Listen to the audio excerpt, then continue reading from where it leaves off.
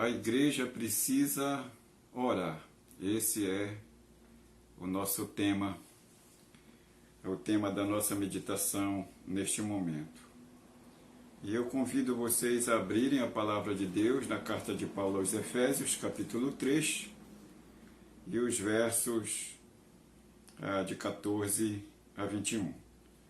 Eu vou ler somente 3 versos e depois vocês acompanharão os seguintes na pequena exposição que iremos fazer desse texto. Por esta causa me ponho de joelhos diante do Pai, de quem toma o nome toda a família, tanto no céu como sobre a terra, para que, segundo a riqueza da sua glória, vos conceda que sejais fortalecidos com poder, mediante o seu Espírito, no homem interior. Então, nosso tema hoje é: a igreja precisa orar. O apóstolo Paulo, através desse texto, demonstra preocupação com a igreja de Éfeso, tanto pelo seu crescimento numérico, quanto pelo seu ministério e relacionamento com Deus, no sentido de qualidade espiritual, de crescimento espiritual. Então, Paulo desafia a cada um de nós, e na época a igreja de Éfeso, a orarmos com uma certa ousadia de fé na pessoa de Deus, aquela fé firmada em Deus e nas promessas feitas por Ele, a sua igreja, na pessoa de Jesus Cristo. Então, nós teríamos a nossa frase de transição hoje como uma pergunta, né? Como a igreja deve orar? A igreja precisa orar. Agora, como a igreja deve orar? E nós iremos responder de 3 formas a partir desse texto da carta de Paulo aos Efésios, capítulo 3, dos versos de 14 a 21. A carta aos Efésios ela foi escrita de Roma, provavelmente entre 60 e 63 depois de Cristo.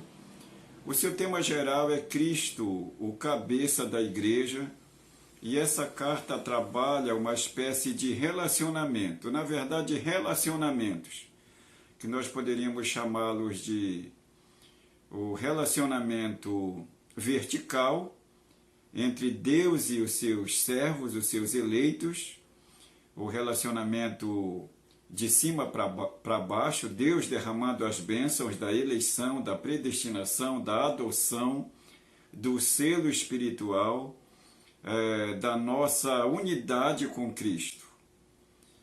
E o relacionamento que nós chamaríamos de horizontal, a igreja com a própria igreja, irmãos salvos com irmãos, pais e filhos, esposo e esposa, escravos e senhores e toda a sociedade.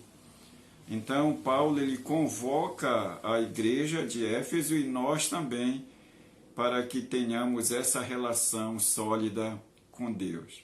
E nessa noite, o nosso tema é: a igreja precisa orar. Como a igreja deve orar? Paulo nos ensina 3 coisas. A primeira delas é que a oração deve ser feita com fé. De acordo com o verso 14, a postura de Paulo revela reverência à pessoa de Deus. Porque Paulo diz: é por esta razão que eu me ajoelho, que eu me ponho de joelhos diante do Pai. Eu me ponho de joelhos diante daquele que sabe todas as coisas, diante daquele que toma o nome de cada uma das famílias da terra, diante daquele que sabe todas as coisas. E Paulo ele é ousado em dizer que ele se põe de joelhos, porque o farisaísmo, a grande maioria dos fariseus, saduceus e escribas, dificilmente eles oravam de joelho. Eles costumavam orar em pé, orar para ser vistos. E Paulo mostra com essa atitude que diante de Deus, o homem seja do tamanho que for, do cargo que for, o conhecimento que tiver, ele deve se prostrar diante do Senhor. A motivação de Paulo também revela exultação pela obra de Deus, de acordo com os versos 14 e 15. Ou seja, a motivação de Paulo revela exultação pela obra de Deus na igreja, porque ele diz: Deus toma o nome de toda a família da terra, e ele aponta para a igreja que ele tem comprado com o seu sangue, que ele tem comprado através da pessoa de Jesus Cristo. A terceira coisa que podemos ver nessa ideia que a oração deve ser feita com fé é a audácia de Paulo. Revela sua confiança em Deus. Preste bem atenção, a audácia aqui deve ser vista no grego como intrepidez. Paulo confia nas promessas de Deus, sabe que elas são infalíveis, por isso ele tem essa audácia. Então Paulo manifesta o desejo de que Deus atenda às suas súplicas, segundo a riqueza da sua glória. Paulo sabe, tem consciência de que ele está orando a um Deus que é rico, a um Deus que é abundante em todas as coisas. E de acordo com essa abundância de Deus, e somente por sua graça e misericórdia, ele responderá a nossa oração. A segunda coisa que podemos aprender aqui é que a oração deve conter o essencial. Nós precisamos ser objetivos. Eu sei que Paulo, você pode questionar comigo, Paulo está escrevendo, então numa carta a gente tem que ser objetivo. Como é o meu caso aqui, eu não disponho de muito tempo, então devemos ser objetivos. Mas a ideia que nós temos aqui é que a oração de Paulo, ela traz o essencial. E nós podemos ver três coisas essenciais. E uma delas é a súplica por poder interior, né? Nós devemos suplicar, sim, por muitas coisas, saúde, bens materiais e etc. e tal. Mas Paulo, ele deixa tudo isso de lado e pede que a igreja suplique pela riqueza interior, para que Deus abençoe essa igreja com a sua plenitude. Versos 16 e 17 diz o seguinte: para que, segundo a riqueza da sua glória, ele vos conceda que sejais interiormente fortalecidos, com poder pelo seu Espírito. A segunda coisa que podemos ver nessa questão, que a oração deve conter o essencial, é que a oração é uma súplica por aprofundamento no amor fraternal. 17b diz que nós devemos crescer no relacionamento com Deus, mas arraigados em amor, no fundamento do amor divino, o amor fraternal nesse caso aqui. E a terceira coisa é que a oração é uma súplica pela plenitude de Deus, verso 19 e 10, para que sejais preenchidos de toda a plenitude de Deus, 18 e 19, para que seja possível a compreensão, de compreender juntamente comigo e todos os santos qual a largura, o comprimento, a altura e a profundidade desse amor e do vosso chamamento para a obra de Cristo. Amor esse que excede todo entendimento, para que sejais tomados de toda a plenitude de Deus. Então, a segunda coisa que podemos aprender nessa ideia de que a igreja precisa orar, a igreja deve orar, é que a oração deve conter o essencial.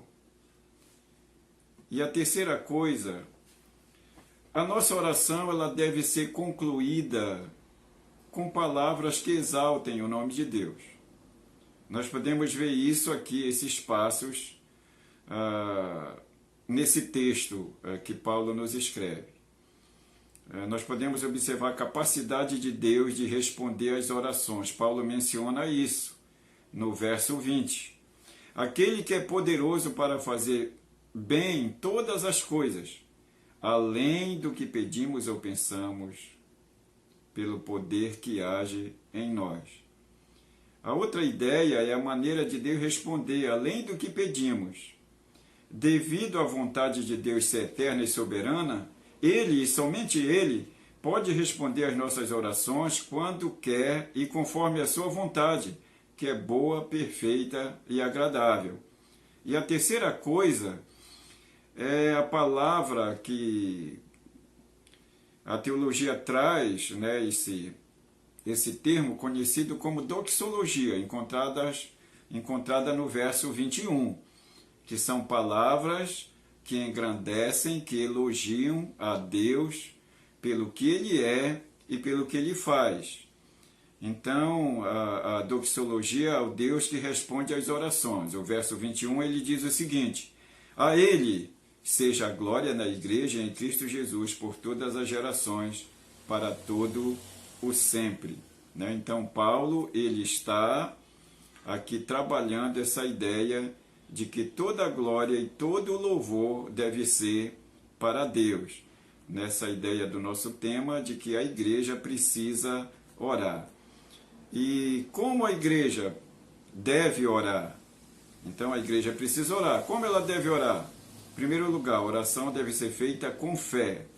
Em segundo lugar, a oração deve conter o essencial. E em terceiro lugar, a oração deve ser concluída com palavras que honrem e glorifiquem o nome de Deus. E em último lugar, eu gostaria de fazer 3 aplicações para a minha vida e para a sua vida, especialmente a vida da nossa igreja aí que está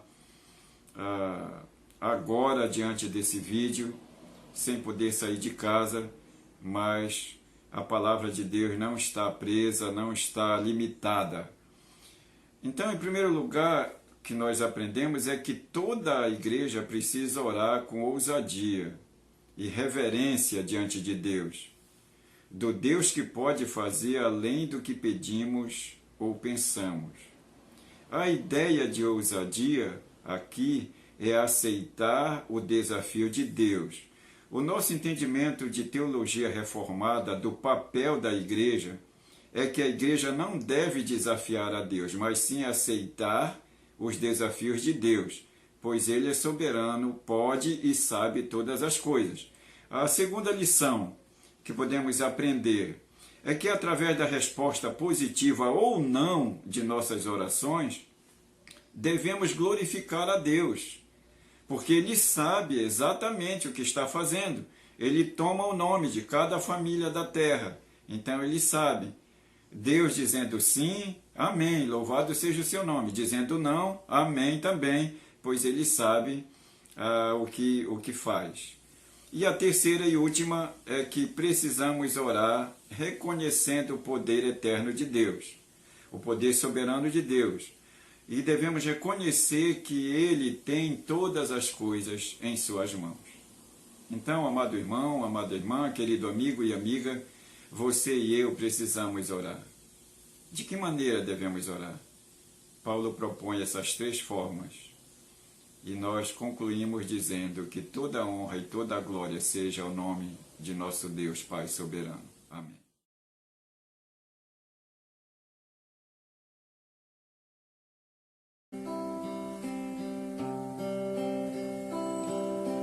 A orarmos, Senhor, vem encher-nos com teu amor, para o mundo agitado esquecer